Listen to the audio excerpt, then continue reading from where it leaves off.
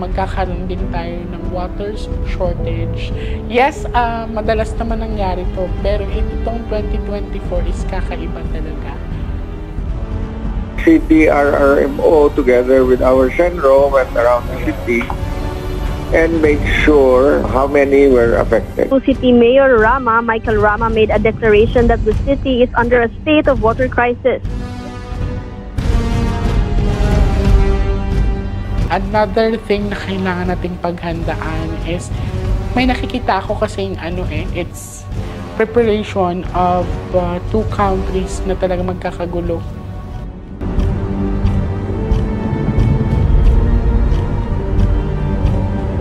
Merong makapangyarihang bansa na mapag-abot talaga, as in talaga magkakagulo sila. So, isa na sa mga listahan dito ang China at saka United States. Sa politics, so sa nakikita ko at nararamdaman ko, medyo magulo. Yan, so magkakaroon ng twist. Merong babaeng na mag-stand up talaga.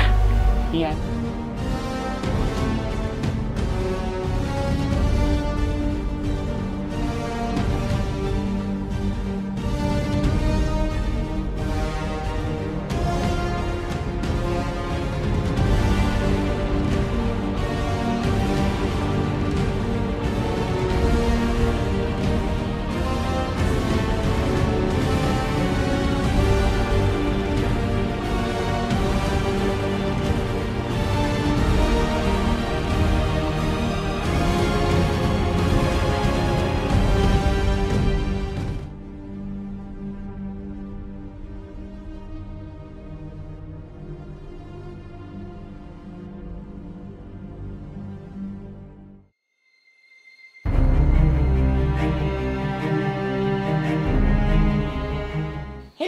Nationatics worldwide at sa mga abangers, ayan, so ito na po, at lalo na po sa mga bago kong subscribers, ito na po, maglalabas na po ako ng predictions and premonitions this coming 2025.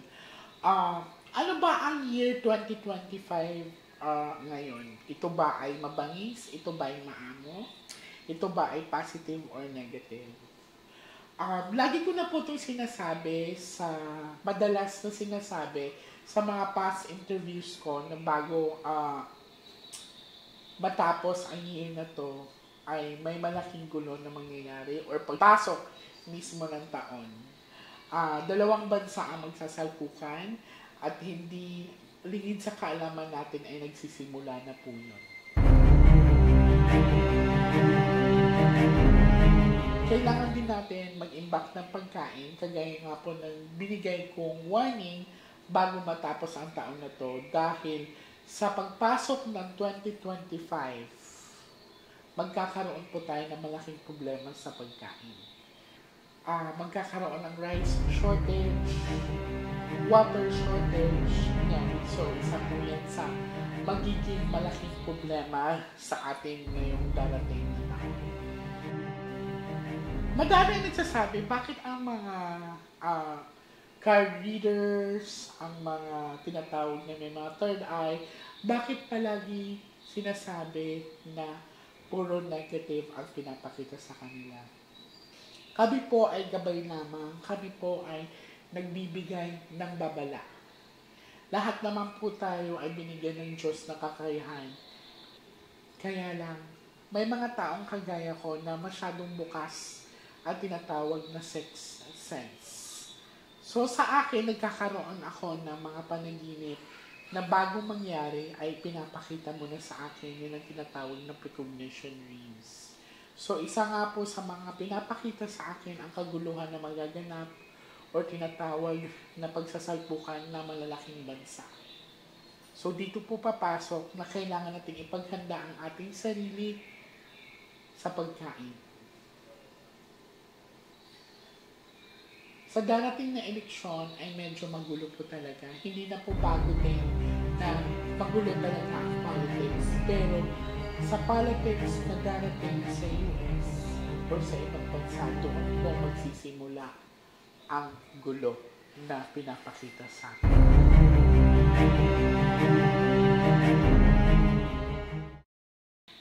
Isa pa sa mga pinapakita sa akin, mas matindi po ang climate change na mangyayari ngayong 2025. Paiba-iba ang panahon, mas malakas ang bagyong papasok sa darating ng 2025. The force of the storm surge, and that's the onslaught of water caused by the low pressure and the extremely high winds just sweeping.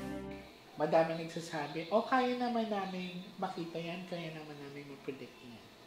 Pero po ito ay isang babala sa atin na kung dumaan man tayo sa malalakas na bagyo sa mga nagdaang panahon, ito po ay iibahin natin. Mas malakas po ang papasok ng mga dilubyo, mga bagyo ngayong 2025.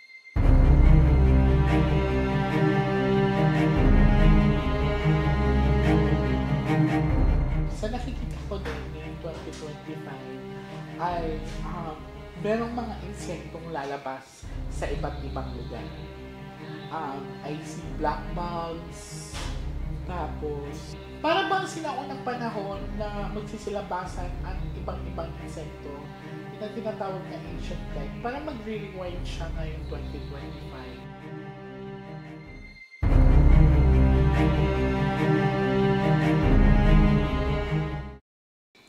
Ngayon 2025 po ay tataas ang teknolohiya, magiging mahina ang employment kasi mas papaboran ang tinatawag na AI.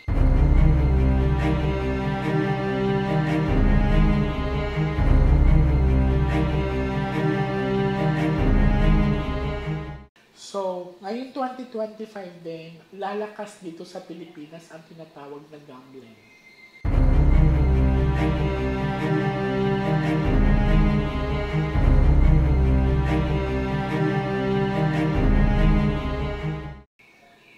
Hindi pa rin matatapos ang drug on war or mas matataas ang tinatawag na crime rate ngayong 2025. Ang kinakatakutan ko kasi tataas yung crime rate, malakas din ang tinatawag na percentage ng rape cases dito sa bansa.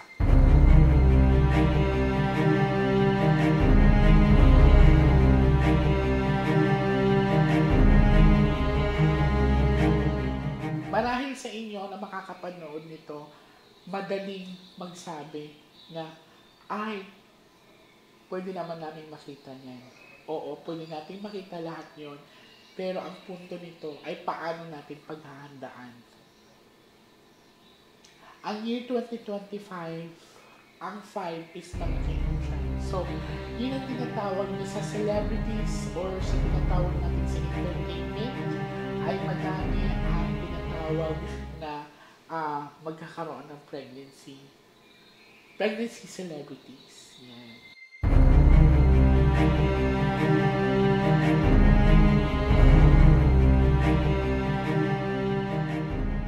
Though pinapakita sa akin na magkakaroon tayo ng problema sa pagkain, pero tataas po ang exchange rate ng peso versus dollars sa pinapakita sa akin.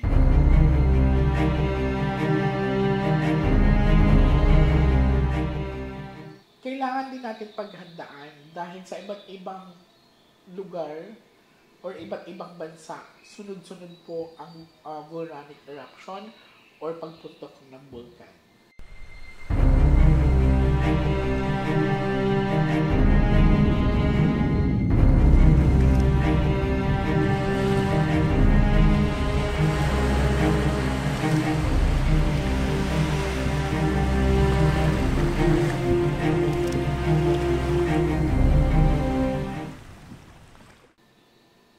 Maaring sabay-sabay ito or maaring mas malala pa.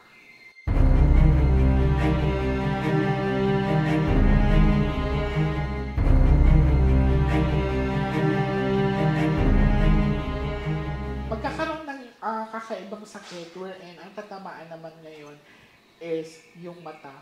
Hindi siya sore eyes, pero it's more on high of that. Mata ang tatamaan ng bagong virus na papasok sa 2020.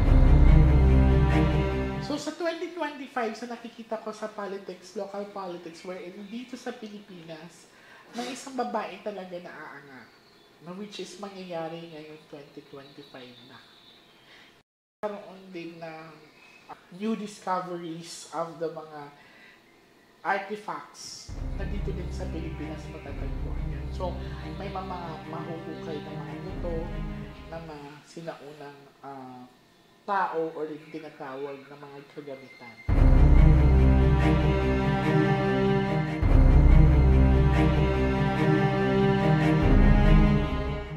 So, para ba tayo mag-rewind sa mga nakaraan? So, kailangan natin paghandaan ang 2025. Kaya ako sinasabi, kailangan natin maghanda or magtipid sa tubig. Kasi, kung naranasan natin 2024 sa pagpasok noon is yung sobrang init, mas dodoble triple pa ngayon 2025.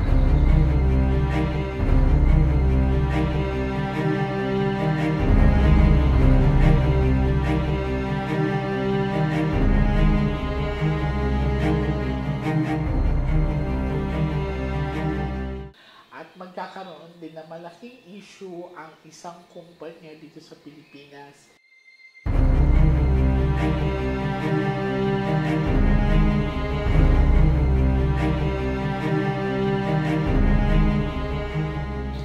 May nakikita din ako malaking factory dito sa Pilipinas ang magliliyak.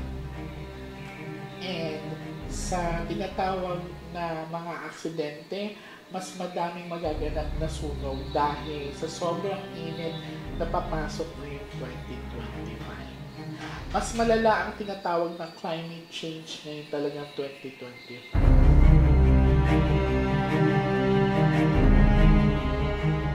So, eto na rin po ang sinasabi ko, lumalakas na rin yung pakiramdam ko na may batang pag-uusapan, ipapanganak yung bata na yun na magdudulot na parang signs of dilubyo.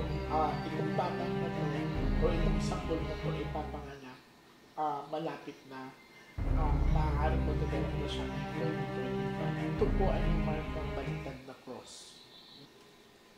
Ilang ulit ko na binigyan ng babala regarding doon sa pangyayari na yun. Dahil habang tumatagal, malakas po ang kabungan sa tuwing pinapanaginip sa akin at pinapakita sa akin, lalo na pag narinig ko siyang umiiyak.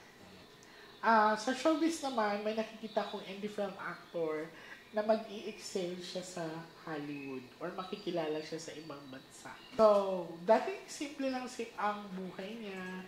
So, maaring payak lang talaga. Pero sa husay niya, ito po ay lalaki sa pinapakita sa akin at siya po ay makaka-highlight sa Hollywood. Lagi po natin pagtatandaan, mga Nostronatics worldwide, mga abangers, hindi po kami nandito para magbigay ng takot, kundi ito po ay nagbibigay kami ng babala para makapaghanda po tayo sa pang-araw-araw natin na buhay. Ang lagi po nating sandata, huwag natin kalimutan ang pagdadasal at pasasalamat sa Panginoon. Mag-ingat po tayong lahat, mga Nostronatics worldwide, mga abangers at bago kong subscribers. Merry Christmas sa inyo and Happy New Year!